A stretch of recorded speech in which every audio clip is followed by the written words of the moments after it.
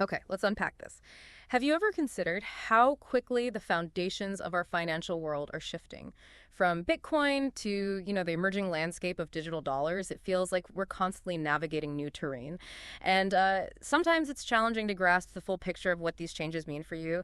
For too long, the digital asset space has, well, grappled with a fragmented and often uncertain regulatory environment. This ambiguity, it's presented challenges for both innovative companies pushing boundaries and individuals just seeking clarity on their digital holdings. Now, a significant wave of legislative efforts and evolving policy stances is taking shape. It aims to provide much needed structure, sort of define the path forward for digital assets within the broader economy.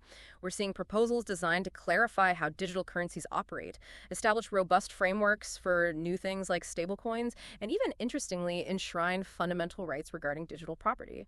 This is really a pivotal moment, reshaping how we think about money and finance in this digital age.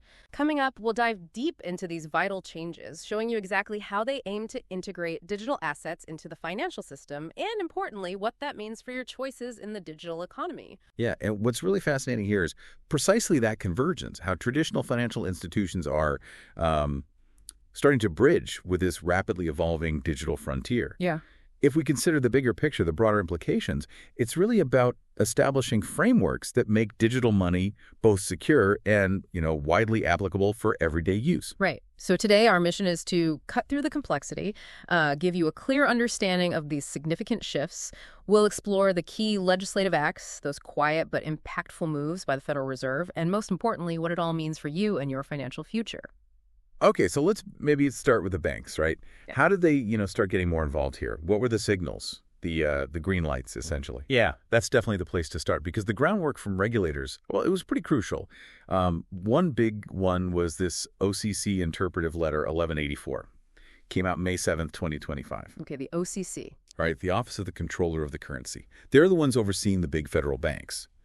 And this letter, it basically clarified, hey, U.S. banks, you can do custody. You could do trading services for digital assets for your customers. So holding Bitcoin, stablecoins, that sort of thing. Exactly. It meant they could securely hold them in dedicated cold storage vaults. Think of those as like offline, super secure digital repositories. Like a digital safe. Precisely. And facilitate customer buys and sells.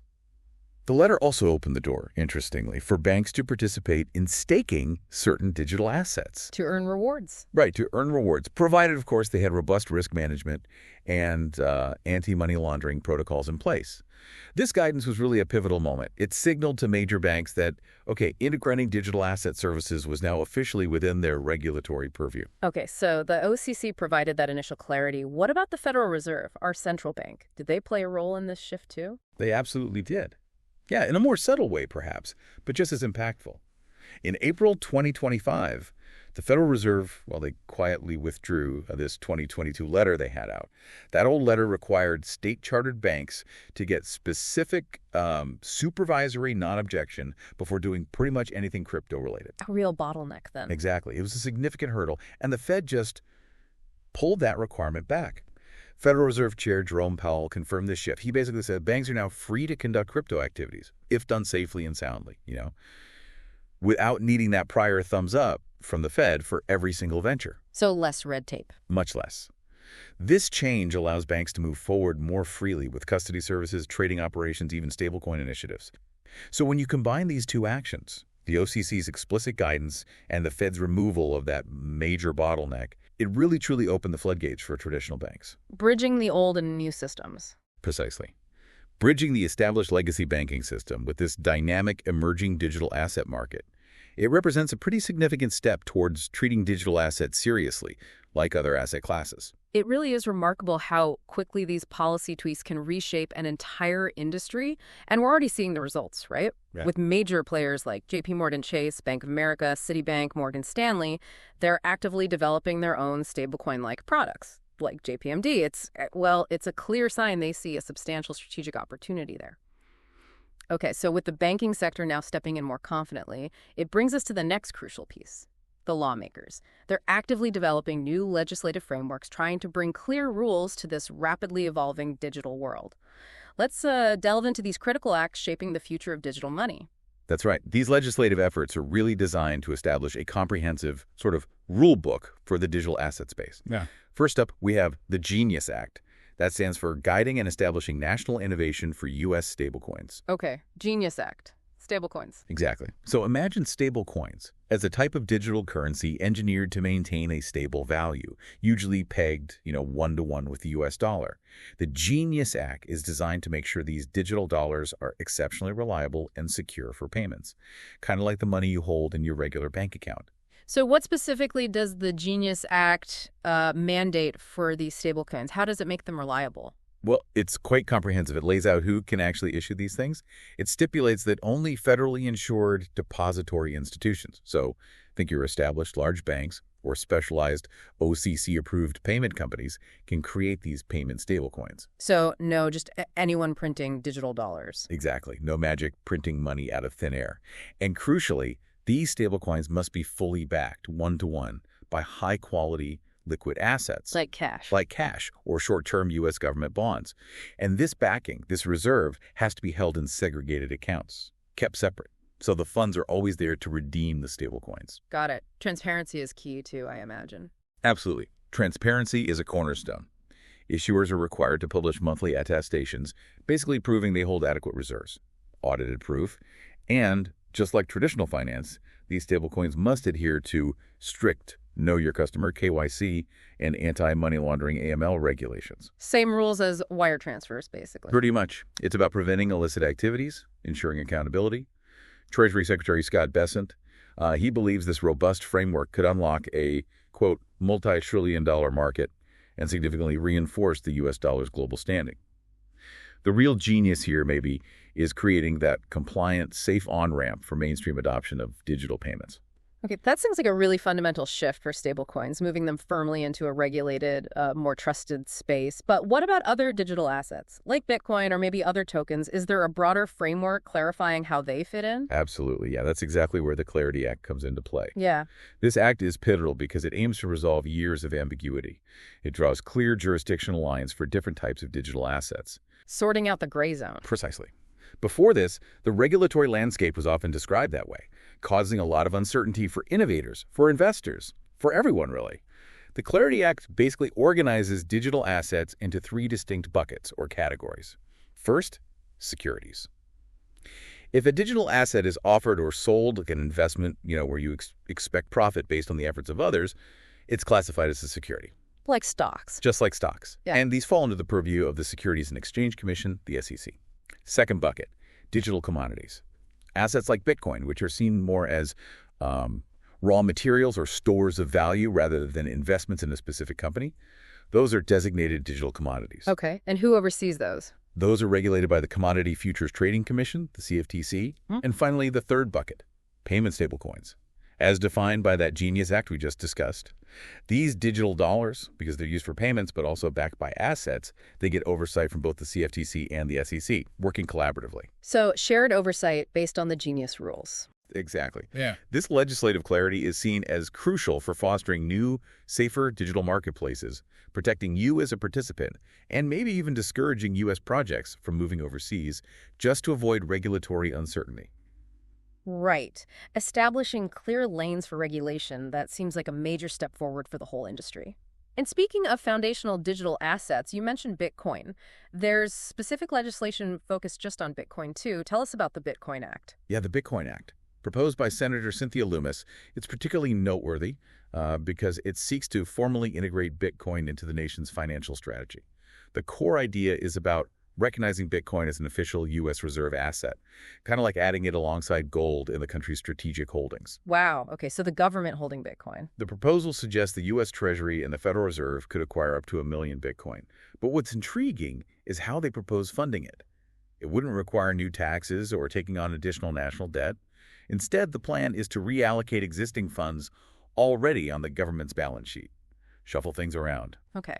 And for the everyday person listening, maybe someone holding some Bitcoin, what's the most significant takeaway from this specific act for them? Yeah, good question.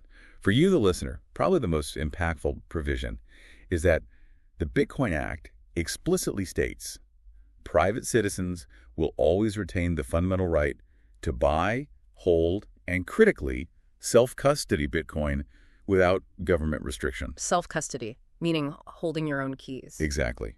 Holding your own private keys, controlling your own Bitcoin directly. This is a significant reassurance. It directly addresses those background worries some people have about potential future bans or limitations on individual ownership. That's a big statement. It is. Supporters of the act argue it would enhance U.S. financial resilience, maybe provide a hedge against inflation, and offer a novel way to help manage the nation's, well, considerable $37 trillion national debt. Now, while its full passage into law isn't, a certainty by any means, the very introduction and discussion of a bill that enshrines the right to self-custody Bitcoin, that itself is a powerful signal. It suggests Bitcoin's presence in the financial ecosystem is becoming increasingly, entrenched. It really moves the conversation beyond just seeing it as a speculative asset towards recognizing it as a form of digital property with rights attached. Okay, so these acts, Genius, Clarity, Bitcoin, they collectively paint a picture of a financial future where digital assets aren't on the fringes anymore. They're being firmly integrated.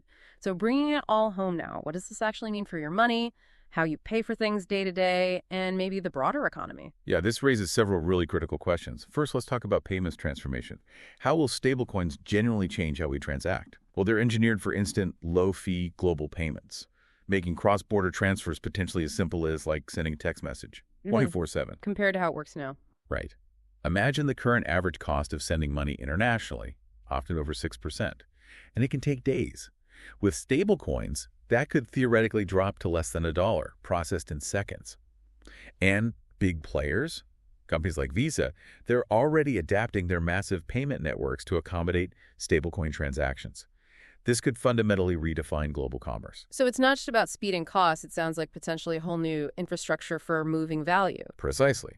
Yeah. This new infrastructure isn't just an upgrade. You could see it as the foundational layer for a future of programmable money, where financial transactions can be automated, embedded into smart contracts, and flow with an efficiency that really redefines global commerce, supply chains, everything. And this leads us right to the U.S. dollar's role. Dollar-pegged stablecoins. Right now, they dominate over 95% of the global stablecoin market. That reinforces the dollar's existing strength. And what's more, over 90% of the assets backing these major stablecoins, they're short-term U.S. Treasury bonds. So this growth is projected by some to channel trillions into U.S. Treasury markets by 2030. That could potentially reduce federal borrowing costs by maybe over $100 billion annually. Wow. So this positions stablecoins not just as new payment rails, but as genuine pillars of macroeconomic relevance that actually bolster the U.S. dollar's global supremacy. That's definitely a powerful argument for their strategic importance. But, with such rapid integration and growth, what are the potential pitfalls? What risks are emerging, both for institutions and maybe for individuals? Excellent point. Yeah, it's not all smooth sailing. While the opportunities are vast, there are certainly potential risks to consider. One concern is a widespread shift of money out of traditional bank deposits into stablecoins, especially maybe during periods of financial stress. Like a digital bank run. It could potentially increase bank funding costs or even exacerbate the likelihood of bank runs on traditional institutions if a large volume of funds moves out very quickly. And while stablecoins are designed to be stable, we have seen temporary depegging events, where a stablecoin briefly loses its one-to-one peg to the dollar. Like TerraUSD. Exactly. The TerraUSD collapse is the extreme example. But even established ones like USD Coin have seen brief fluctuations under stress. So that risk exists. There's also a geopolitical risk. If the U.S. uses the dollar or dollar-based systems too aggressively for sanctions, it could incentivize other nations to develop non-dollar stablecoins. That could potentially erode the dollar's long-term dominance. Okay. And finally, let's get really practical. For everyone listening, what about taxes? What are the tax implications of holding and transacting with all these digital assets? Yes, the tax man. That's a crucial consideration, absolutely. For U.S. tax purposes, the IRS classifies digital assets like Bitcoin and stablecoins as property, not currency. That's the key distinction. Property. Which means income derived from digital assets is taxable.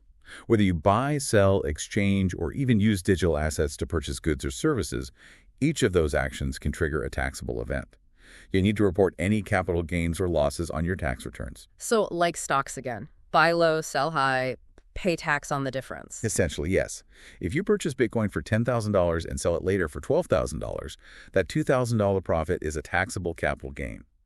It's also important to note income from things like mining or staking rewards or getting paid in crypto for goods or services that's typically considered ordinary income, taxed differently. So record keeping is vital. Absolutely crucial. You need to maintain detailed records of all your digital asset transactions, acquisition dates, purchase prices in U.S. dollars, sale dates, sale prices, everything. This record keeping is essential for accurate tax reporting. Don't skip it. Wow. What an illuminating deep dive. We've really seen how digital assets are rapidly integrating into mainstream finance. It seems driven by these new regulations and, well, a clear desire for clarity and protection, moving beyond that old Wild West narrative. Indeed.